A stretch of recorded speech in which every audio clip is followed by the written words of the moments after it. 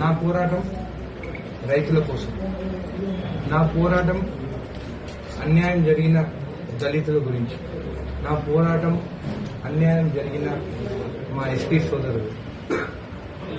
మీరు ఒక మూవీ చూస్తుంటారు, చిరంజీవి మూవీ ఖైదీ నంబర్ 150. దాంట్లో రైతుల భూములు ధనవంతులు లాక్కుంటుంటే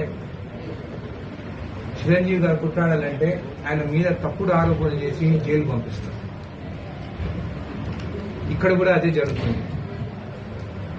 నేను కూడా మీ మీడియా వాళ్ళని ఒక్కటే కోరుకుంటున్నాను, మీ మీడియా అటెన్షన్ ఎక్కడ పోవాలో అక్కడికి వెళ్ళండి, రైతుల కోసం పోరాడండి. నేను కూడా ఆ మూవీలో ఎట్లయితే జరిగిందో, ఆయన ఆ రోజు వాటర్ ట్యాంక్ లో కూర్చొని మీడియా వస్తే అప్పుడు బయటికి ఆ ఇష్యూ అనేది బయటికి వచ్చింది. ఎందుకంటే కొంతమంది ధనవంతులు కావాలని మీడియాకి రాకుండా, అది కాకుండా మిమ్మల్ని కూడా కొంతమంది బెదిరిస్తారు.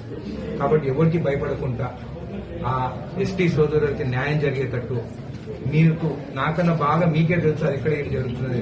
ఖచ్చితంగా మిమ్మల్ని అందరినీ ఒకటే కోరుకుంటున్నాను, వాళ్ళ కోసము, న్యాయం కోసము మీడియా వాళ్ళు వాళ్ళకి సపోర్ట్ చేయండి.